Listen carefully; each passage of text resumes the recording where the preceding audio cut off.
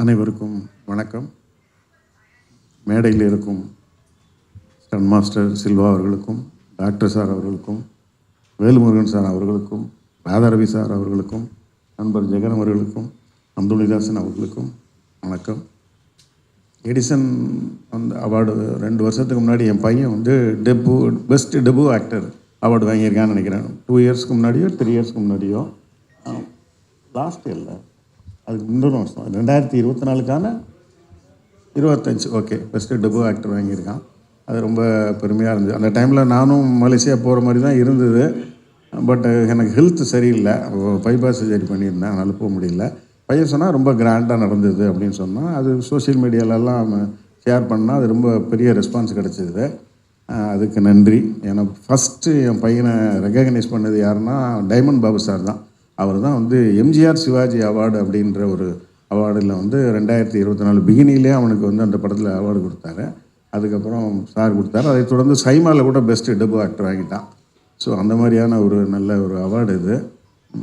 எப்படி நமக்கு வந்து ஃபிலிம்பேர் அவார்டு இந்தியாவில் ரொம்ப ஒரு பெருமைக்குரிய ஒரு ப்ரெஸ்டீஜியஸ் அவார்டோ, நேஷ்னல் அவார்டு ஒரு ப்ரெஸ்டீஜியஸ் அவார்டோ, ஸ்டேட் கவர்மெண்ட் அவார்டு எப்படி ஒரு மரியாதைக்குரிய விருதோ, அதை மாதிரி இந்த எடிசன் அவார்டும் நிச்சயமாக ஒரு நல்ல மரியாதைக்குரிய விருது தான்.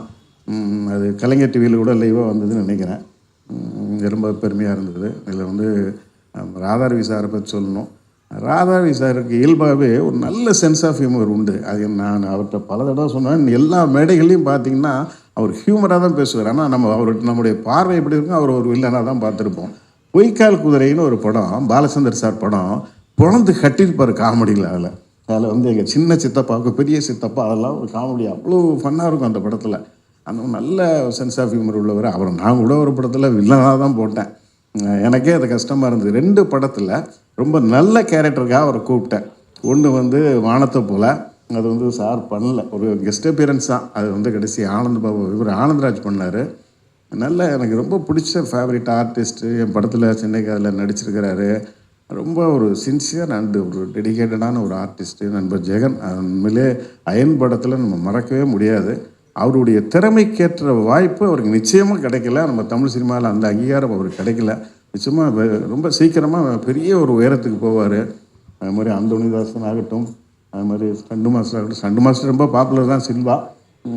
அதனால் அம்பியார் மேடம் என் கூட மரியாதை படத்தில் நடிச்சிருக்காங்க. நான் வந்து ஸ்கூலில் படிக்கும்போது, காலேஜில் சக்களத்தை வந்து நான் ஸ்கூலில் படிக்கும்போது வந்தது. நான் காலேஜில் படிக்கும்போது தான் படிக்காதவன் இந்த மாதிரி படங்கள்லாம் வந்தது.